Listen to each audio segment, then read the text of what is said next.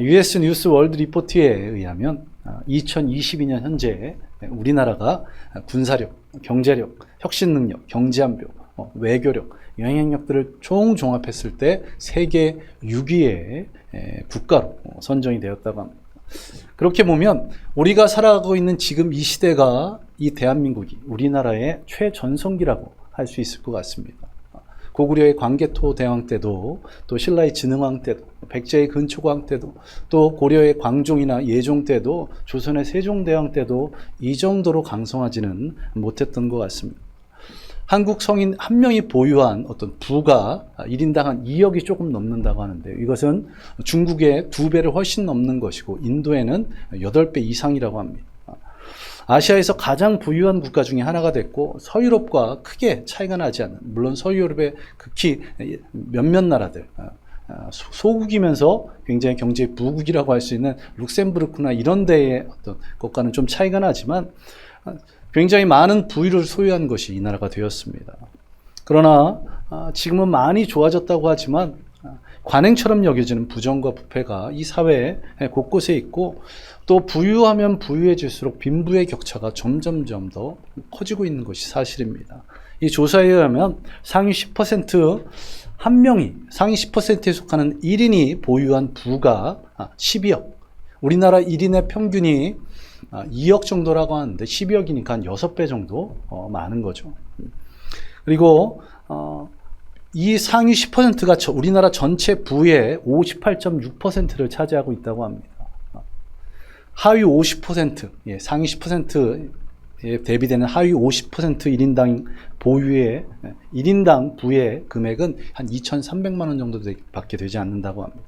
전체 부의 5.6%, 하위 50%가 전체 부의 5.6%밖에 차지하지 못하고 있습니다.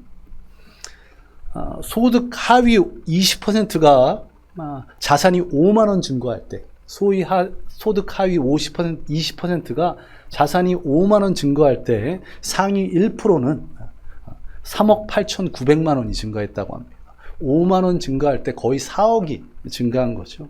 왜 이렇게 차이가 나냐면 근로소득은 큰 차이가 나지 않습니다. 상위 1%도 근로소득으로 일을 해서 버는 그런 금액은 전체 부의 6.4%밖에 되지 않는답니다. 그런데 왜 상위 10%가 58%나 점유할까요? 그것은 이자, 주식, 금융과 이자, 예금, 부동산, 이것이 차이가 너무 많이 나기 때문에 하위 20%가 5만 원 벌 때 상위 1%는 4억을 번다는 것입니다. 또 지난 30년간 범죄율이 2배나 늘었다고 합니다. 그리고 2001년부터 조사한 바에 의하면 성범죄는 4.3배, 특히나 폭행이 6.5배나 증가했다고 하고요. 또 우리나라의 이 사기죄는 OECD 국가에 압도적으로 1위합니다. 우리나라 전체 범죄의 12.5%가 이 사기죄라고 하니 얼마나 안타까운 일입니까? 이러한 현실 가운데 비슷한 상황이 지금 오늘 본문이 기록된 이 아모스 선지자 때 이스라엘 상황입니다. 이 아모스 선지자 때 이 북왕국 이스라엘은 최고의 번성기였습니다. 아방을 거쳐서 여로보암 2세까지 아주 번영을 누렸는데요. 이러한 번영은 이 북왕국 이스라엘을 위협했던 아람 왕 베나다 3세가 아수르와의 전쟁에서 패해서 이 위협하던 나라가 힘이 약해진 겁니다. 또 주변의 강대국이라고 할 수 있는 바벨론, 또 애굽이 다 약할 때였습니다. 또 아람과의 전쟁에서 승리했던 이 아수르, 후에는 이 북왕국 이스라엘을 멸망시키지만 이때까지는 아직 신흥 왕국에 불과했던 그런 상황입니다. 자, 주변에 열강들이 다 세력이 쇠퇴한 그런 상황, 그때의 북왕국 이스라엘은 전성기를 맞이하고 있는 그런 상황이었습니다. 그런데 이 번영이, 그 번영을 누렸던 다윗왕 그리고 솔로몬 때와는 차이가 나는 게 무엇이냐면 도덕적으로 또 윤리적으로 종교적으로 타락이 함께했다는 것입니다. 다윗의 시절 솔로몬 왕 초기 때는 이러한 문제가 없었는데 이 북왕국 이스라엘의 최고의 번영을 누리고 있었지만 도덕적으로 윤리적으로 종교적으로 타락이 함께 찾아왔다는 것이죠. 우리도 마찬가지로 이 북왕국 이스라엘도 나라가 부흥 발전하자 빈부의 격차가 심해지기 시작합니다. 지금까지 이스라엘은 빈부의 격차가 그렇게 크지 않았습니다. 그러나 급격한 경제적 부흥이 유례를 찾아볼 수 없는 빈부의 격차를 낳았고, 그리고 부를 누린 사람들이 어떻게 변모해 갑니까? 그 부를 누리자 점점 많은 부를 갖기 위해서 가난한 사람들을 수탈하고 착취하기 시작했습니다. 자, 이런 사회적 격동기 가운데 아모스 3장 3절에서 11절, 6장 1절에서 7절을 보시면 이 북왕국 이스라엘의 그 부유한 자들이 얼마나 큰 부를 누리고 있었는지 그것에 대해서 말씀하고 있는데요. 오늘 1절에 보시면 바산의 암소라고 했는데, 이스라엘 땅에서 핵심 가축은 양과 염소였습니다. 소는 핵심 가축이 아니었습니다. 그런데 이 소를 기르는 숫자가 점점 이때 늘어납니다. 왜 늘어나냐면 이전까지 이 소는 농사에 쓰이는 그런 용도로 사용됐었습니다. 그런데 소를 먹고 나니 맛있는 것을 경험했고, 그래서 농사에 쓰는 소가 아니라 고기를 필요로 하는 그런 소를 바산이라는 곳에서 따로 키운 것입니다. 바산이라는 곳은 고기만을 얻기 위한, 이것은 소득계층 하위층은 먹기 힘든 상류층만이 누릴 수 있는 그런 것이었습니다. 부유한 자들은 점점 많은 재산을 누리는데, 가난한 자들은 부유층의 자신들의 것들을 빼앗기고, 또한 나라에 세금을 내다 보니까 경제적으로 감당할 수 없는 그런 어려움들을 경험하는 것입니다. 이런 상황에서 이 작금의 이런 북왕국 이스라엘 상황을 아모스 5장 11절, 12절에서 이렇게 말씀하고 있습니다. 우리 자막을 보면서 우리 한 목소리로 함께 보겠습니다. 시작. 너희가 힘없는 자를 밟고 그에게서 미래의 부당한 세를 거두었은즉 거기 거주하지 못할 것이요 아름다운 포도원을 가꾸었으나 그 포도주를 마시지 못하리. 너희의 허물이 많고 죄악이 무거움을 내가 아노라. 너희는 의인을 학대하며 뇌물을 받고 성문에서 가난한 자를 억울하게 하는 자로다. 마지막에 성문에서 가난한 자를 억울하게 한다. 이것은 성문은 어떤 곳이었냐면 재판이 열리는 곳이었습니다. 그 재판에 승패가 무엇에 달려있다는 겁니까? 가난한 자들이 억울하게 됐다는 것은 뇌물을 주면 재판에서 이기고 그것을 주지 못하면 재판에서 진다는 그런 말입니다. 자, 이러한 도덕적 윤리적 타락, 그것이 어디로 이어집니까? 영적인 타락으로 이어집니다. 절기를 지키고 제사는 드렸습니다. 그러나 그 안에 무엇이 없었습니까? 하나님을 향한 믿음이, 하나님을 향한 온전한 마음들이 그 안에 없었던 겁니다. 그러니 믿음과 삶이 일치되지 않았고, 그러한 예배, 그러한 절기, 그러한 제사를 하나님께서는 원치 않으신다고 그렇게 말씀하십니다. 자, 우리나라의 숫자, 앞서 우리나라와 이 북왕국 이스라엘을 비교했는데, 우리나라도 정말 흡사한 것을 보게 됩니다. 경제적인 부유한 부분, 또 빈부의 격차들, 범죄 같은 것들을 말씀드렸는데, 이렇게 부유해지고 도덕적으로 윤리적으로 타락하다 보니까 이 나라도 어떻게 됩니까? 영적으로 점점 침체하고 있습니다. 한때는 1200만 성도를 외친 적이 있었지만 2020년 현재 개신교인의 숫자는 774만 명으로 줄어들었습니다. 4분의 1이었던 게 지금 6분의 1로 줄어든 것입니다. 이것도 이것도 전부라고 할 수 없는 것이, 이 안에 뭐가 포함되어 있을까요? 이것은 나라에서 통계를 낸 것이기 때문에 이단들도 여기에 속해 있습니다. 우리나라는 종교의 자유가 있기에 이단들도 이 개신교에 들어 있습니다. 신천지 20만, 하나님교회 30만이라고 합니다. 그 외에 여호와 증인, 통일교, 기타 등등을 하면 거의 100만에 가까운 사람을 빼야 된다고 생각하면 지금 현재는 600만 밖에 되지 않는 그런 현실입니다. 앞으로 10년 뒤 예상치를 보면 500만으로, 이제는 10분의 1로 줄어들 거라는 그런 비관적인 예상이 되고 있는 이런 상황입니다. 숫자만으로 그럴까요? 80년대, 90년대를 한번 생각해 보시기 바랍니다. 여기 있는 우리 학생부 지체들은, 또 초등부 지체들은 태어나지도 않았을 그때지만, 이때만 해도 어땠습니까? 부흥회란 것이 있었습니다. 지금도 있지만 예전에는 어떻게 했습니까? 길거리 현수막을 달았습니다.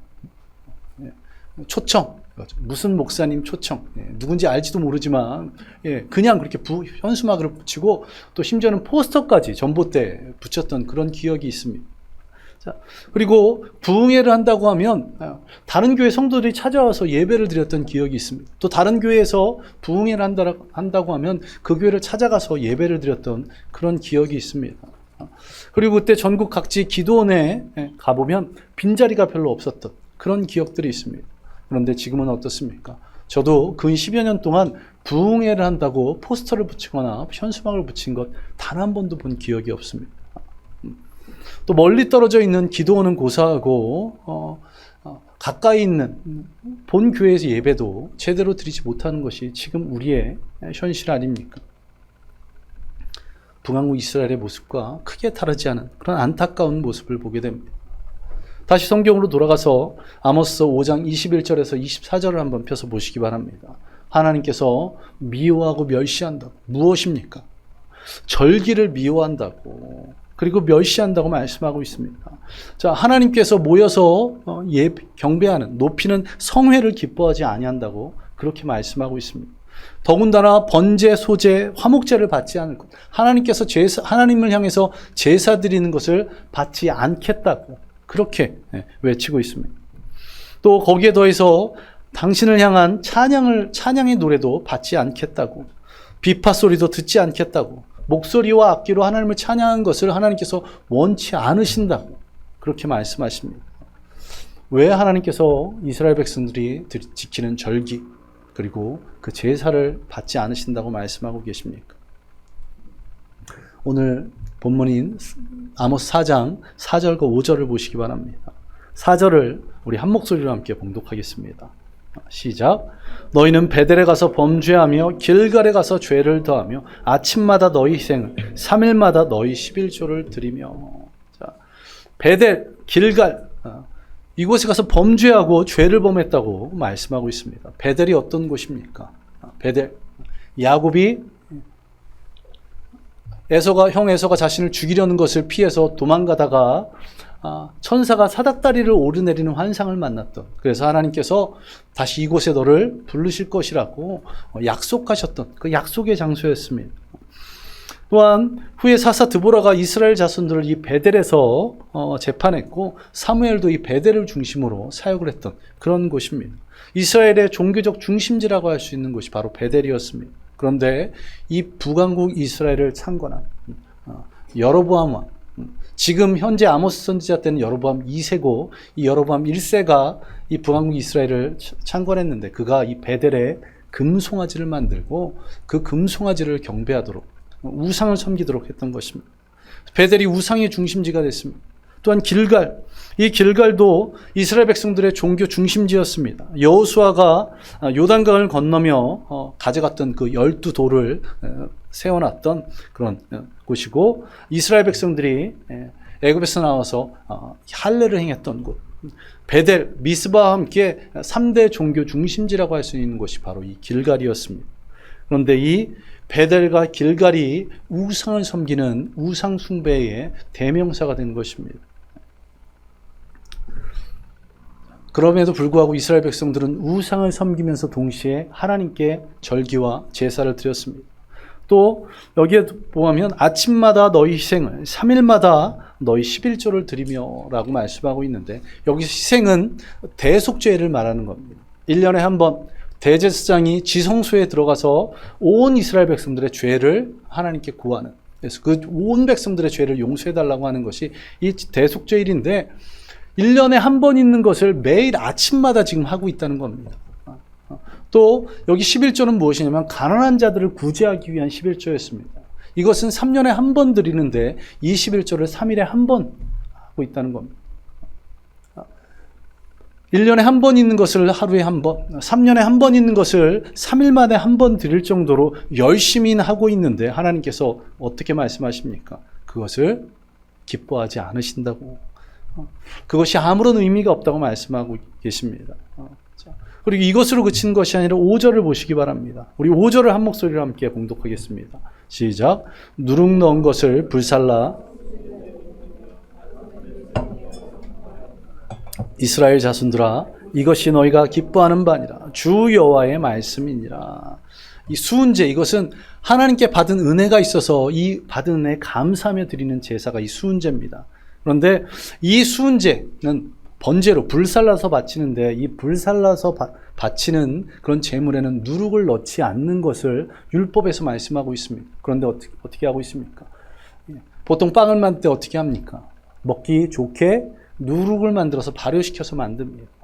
그렇기 때문에 이 수은제를 드리기 위해서는 따로 만들어야 되는데 따로 준비하기가 귀찮으니까 기존에 있는 누룩을 넣은 것을 가지고 그냥 드리는 것. 하나님께서 기뻐하시지 않으시는 것을 행하고 있는 거죠. 이 낙헌제는 무엇이냐면 제사를 드린 후에 제사장과 함께 온 가족이 축제를 벌이는 것인데, 이런 제사를 하면서 어떻게 하고 있냐면 소리쳐 외치고 있는 겁니다. 왜 이럴까요? 내가 이렇게 열심히 신앙생활하고 있다, 내가 하나님께 예배드리고 있다, 주변 사람들이 알도록 소리 외치는. 2000년은 아니네요. 예수님 때에 바리새인들이 시장에서 소리쳐 기도하는 것처럼 내 믿음이 이 정도다라고 자랑하려고 시장에서 사람 많은 곳에서 외쳐서, 골방에서 기도하라고 말씀하셨는데 사람 많은 곳에서 기도하는 것처럼 이때 이스라엘 백성들도 자신의 믿음을 드러내기 위해서, 자랑하기 위해서 이렇게 행하고 있는 것입니다. 자, 6절에 하나님께서 무엇을 말씀하십니까? 너희들이 진정 추구할 바는 무엇이냐? 여호와를 찾으라, 그리하면 살리라. 삶이 뒷받침되지 않는, 세상에서는 온갖 죄를 다 범하면서 그냥 행위만 있는 그런 예배를 하나님께서는 결코 받지 않으신다고. 그래서 어떤 너희의 절기와 제사, 어떤 찬양도 받지 않겠다고, 여호와만을 찾으라고 그렇게 말씀하고 계십니다. 자, 이처럼 아모스 4장과 5장 말씀을 통해서 하나님께서 원치 않으시는 예배가 어떤 것인지 우리는 볼 수가 있습니다. 그리고 하나님께서 원치 않으신 예배가 어떤 것인지를 알면 하나님께서 기뻐하실 예배가 어떤 것인지를 알 수 있겠죠. 하나님께서 원치 않으시는 예배 무엇입니까? 첫째, 믿음이 없이 행위만 있는 예배. 이것을 하나님께서 원치 않으신다는 겁니다. 이스라엘 백성들의 예배가 바로 그랬습니다. 삶은 전혀 뒷받침되지 않은, 그리고 행위도 있지만 예배는 드리고 있는데 하나님께서 원치 않으시는 방법으로 하나님께 예배 드리는 그런 것들, 그런 모습들. 이것은 무엇입니까? 행함이 없는 믿음이 죽은 믿음이라면 믿음 없는 예배는 죽은 예배라고 할 수 있습니다. 죽은 예배를 하나님께서 왜 받으시겠습니까? 교회에서 열심히 봉사를 합니다. 그런데 열심히 봉사하는 것은 타고난 성격이 열심인 사람이면 믿음 없이도 그냥 열심히 할 수 있습니다. 주님께 나와 예배드리는 것이 우선순위가 돼야 되는데 그 예배드림이 우선순위가 아니라 성도를 만나서 교제하는 것이 우선순위가 된다면 어떻게 되겠습니까? 또 교회에서 형제자매들과 교제하는 것이 좋아서 온다든지, 또한 교회에서 드리는 찬양이 좋아서 온다든지, 또 이런 여러 가지 것들이 예배가 아닌, 하나님을 향한 것이 아닌 다른 것이 우선순위가 된다면 그것은 무엇입니까? 그것은 하나님을 믿는 것이 아니라 어떻게 보면 문화생활을 하고 있는 것인지도 모른다는 것입니다. 우리가 하나님께서 기뻐하시는 예배는 어떤 예배이겠습니까? 우리의 삶 가운데 행함이 뒷받침되는, 그리고 하나님 향한 온전함이 있는 그런 예배가 하나님께서 기뻐하시는 예배가 될 줄로 믿습니다. 두 번째, 하나님께서는 하나님 중심이 아닌 인간 중심의 예배를 결코 원치 않으신다고 말씀하고 있습니다. 다른 사람에게 보이기 위한 그런 믿음. 아까 낙헌제에서 어떻게 했습니까? 큰 목소리로 외쳐서 사람들에게, 조용히 가정에서 함께 해야 될 것을 밖에 나가서 큰 소리로 외쳐서 제사를 드리고 있는 바리새인들의 모습과 같은 그런 모습들. 이것은 무엇입니까? 자신의 영광을 드러내기 위해서, 내가 이 정도 열심히 한다는 것을 드러내기 위한 그런 것. 하나님 중심이 아닌 나 중심의 신앙생활을 하나님께서는 원치 않으신다는 것입니다. 또한 이런 경우 있을 수 있습니다. 교회 가는 것이 하나님을 향한 목적이 아니라 나를 위한 목적. 우리 교회 같은 경우는 그럴 일이 없지만 대형 교회는 어떻습니까? 실업인 선교회들이 있습니다. 대형 교회는 실업인 선교회. 그리고 요즘은 교회마다 창업 지원 센터 같은 것들이 있는 그런 초대형 교회들이 있습니다. 그런데 가면 성도들이 창업할 수 있게 재정적으로 도움을 주는 그런 것들입니다. 또 실업인 선교회에서 서로 밀어주고 끌어줄 수 있는, 그래서 대형 교회를 가는, 예전에, 요즘은 그렇지 않지만 예전에 천원동 근처에서는 그런 얘기가 있었습니다. 거기 천원동 명일동에 유명한 M교회가 있죠. 그 교회, 그 천호동 명일동 지역에서 장사를 하려면 그 교회에 뭐라고 해야 되나요? 교회가 아니라 그 신방하면 보통 선물하게 되는 그 교회 같은 이름이 걸려있는 그런 무엇이 있지 않으면 장사가 잘 되지 않는다는 그런 얘기가 있을 정도였습니다. 또 교회에서 건축한다 그러면 어떤 일이 벌어집니까? 건축업자들이 갑자기 출석하기 시작하는 그런 일들이 벌어진다고 하죠. 자, 또 선거철이 되면 어떤 일이 벌어집니까? 갑자기 안 오던 사람들이 교회를 찾아오게 됩니다. 자, 이것은 무엇입니까? 모두 다 하나님이 목적이 아닌 하나님을 수단으로 여기는 그런 것들입니다. 바로 북이스라엘 시대에 당시의 백성들이 이러한 모습을 보였다는 것입니다. 하나님께서는 인간 중심이 아닌, 인간을 위한 것이 아닌 하나님 중심의, 하나님을 위한 예배를 기뻐하신다는 것, 그것을 잊지 않는 저와 여러분 되시기를 간절히 소망합니다. 그리고 마지막으로 삶이 뒷받침되지 않는 그러한 예배, 그러한 신앙을 원치 않으신다는 것. 계속해서 말씀드렸지만 북왕국 이스라엘의 백성들이 어떻게 했습니까? 부유한 자들이 가난한 자들을 압제하고 수탈했습니다. 그리고 우상을 섬겼습니다. 그런데 절기 때가 되면, 또 제사 때가 되면 하나님 앞에 나와 절기를 지키고 제사를 드렸다는 것. 삶의 모습들은 하나님과 전혀 관계없이 살면서 오히려 우상을 섬기면서 때가 되면 하나님 앞으로 찾아오는, 주중에서는 죄악 가운데 살다가 주일에 하나님께 예배드리고 모든 죄가 다 용서되었다고 그런 착각하는 저와 여러분 되지 않으시기를 간절히 소망합니다. 하나님께서는 이러한 예배를 받지 않으시기에 그 죄가 사여질 리가 없다는 것입니다. 물론 세상에서 범죄할 수 있습니다. 하나님 말씀에 순종하지 않을 수 있습니다. 그런데 온 마음과 온 정성을 다해 예배드리며 그 죄를 하나님께 용서를 구할 때, 그때 하나님께서 우리의 죄를 사하실 줄 믿습니다. 세상에서는 어떻습니까? 부모님이 무서워서든 또 어떤 이유에서든 열심히 공부만 하면 칭찬받습니다. 공부 잘하면 칭찬받죠.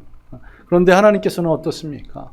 결과만 중요시하는 분이 아니라 과정도, 그리고 거기에 더해서 동기마저도 다 지켜보시는, 우리의 중심을 보실 수 있는, 마음 깊은 곳을 보실 수 있는 분이심을 잊지 마시기 바랍니다.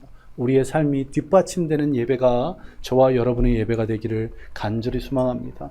믿음과 삶이 일치되는 예배, 하나님 앞에서 부끄럽지 않은 삶으로 삶을 살아가다가 하나님 앞에 나와 영과 진리로 드리는 그런 예배를 하나님께서 기뻐 받으실 줄로 믿습니다. 이제 말씀을 정리하겠습니다. 우리의 예배, 또 우리의 드려지는 삶의 모습들이 하나님이 기뻐하시는 예배, 하나님이 기뻐하시는 삶이 되기를 간절히 소망합니다. 하나님께서 기뻐하시는 예배는 어떠한 예배입니까? 하나님께서는 열심만 있는 예배, 행위만 있는 예배가 아니라 믿음이 있는 예배를 기뻐하시다는 것. 또 하나님께서는 하나님 중심인 예배, 하나님이 하나님만을 향해 드려지는 예배를 기뻐하신다는 것. 그리고 하나님께서는 우리의 삶이 뒷받침되는 예배, 삶이 거룩하고 또한 삶이 하나님 앞에 온전히 드려지는 그런 예배를 기뻐하신다는 것, 그것을 잊지 않는 저와 여러분 되시기를 간절히 소망합니다. 그래서 하나님께서 기뻐하시는 예배를 드림으로 여호와께서 함께 하시는 놀라운 은혜를 누리는 저와 여러분 되시기를 간절히 소망합니다. 우리 함께 기도하겠습니다.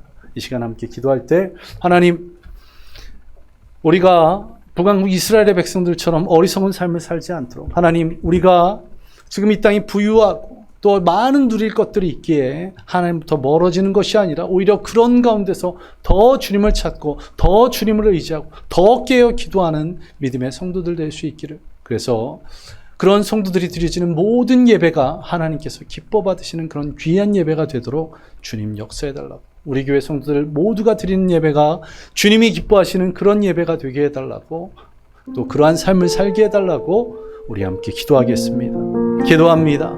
아버지 하나님, 오늘도 감사드립니다. 주님께서 우리에게 허락하시는 그런 귀한 은혜가 오늘 이 시간 임할 줄 믿습니다. 아버지 하나님, 오늘 예배 가운데 주님 역사하여 주옵소서. 예배 가운데 우리에게 말씀하여 주시옵소서. 그래서 그 말씀을 깨닫고 그 주님 말씀대로 하나님께서 기뻐하시는 예배가 드려지게 주여 인도하여 주시옵소서. 우리가 믿음 없이 행함만 있는 예배가 아닌, 우리가 인간 중심의 예배가 아닌 하나님 중심의, 또한 우리가 아버지 하나님 나만 생각하는 것이 우리의 삶이 뒷받침되는 그런 귀한 예배가 드려질 수 있도록 주님이 기뻐 받으시는 예배가 드려지게 주여 역사하여 주옵소서. 주님, 이 이 자리에 있는 한 명 한 명의 모든 성도들이 하나님이 기뻐하실 귀한 은혜의 예배, 축복의 예배를 드림으로 말미암아 여호와께로 돌아 주님과 함께 동행하는 귀한 믿음의 삶을 살아가도록 주님 역사하여 주옵소서. 아버지 하나님, 오늘 이 예배 시간, 이 예배를 통해서 주님께 온전히 예배드리고 또한 주님을 기뻐 받으실 귀한 예배로 역사하여 주시옵소서. 앞으로의 우리의 예배가 또 우리의 삶이 이 시간 이 예배를 통해서 변화될 줄 믿으며 이 모든 것 예수님 이름으로 기도드리옵나이다. 아멘. 아버지 하나님, 감사드립니다. 명절을 맞이하여서 온 가족이 함께 모여서 또 하나님 앞에 예배드리며 또 은혜를 나눴습니다. 또한 그 귀한 시간 주의 복음을 증거할 수 있도록 주님 우리에게 믿음 주시고 또한 진정한 그리스도인의 삶을 살아감을 통해서 입술로 말하지 않더라도 삶으로 그리스도인의 삶의 모습을 보일 수 있도록 주님 인도하여 주옵소서. 그래서 우리의 믿지 않는 친척들, 믿지 않는 가족들이 주님 품으로 나올 수 있도록 주님 역사하여 주시옵소서. 또한 우리의 이런 아름다운 삶을 통해서 주님이 기뻐하실 예배를 드리기를 간절히 소망합니다. 믿음이 형식만 있는 그런 믿음이 없는 예배가 아닌 우리의 삶 가운데 믿음이 가득한 예배가, 또한 인간 중심이 아닌 하나님 중심의 예배가, 또한 우리가 주님이 기뻐하실 그런 귀한 영적 예배를 드릴 수 있도록 아버지 하나님 역사하시고 인도하여 주시옵소서. 모든 것 예수님 이름으로 간절히 기도드리옵나이다. 아멘. 이제는 우리 주 예수 그리스도의 은혜와 무한하신 하나님의 사랑하심과 성령님의 충만하심 함께 하심이 오늘 하나님이 기뻐하실 예배를 드리기로 작정한 모든 성도들 머리에 임하기를 예수 그리스도의 이름으로 간절히 축원하옵나이다. 아멘.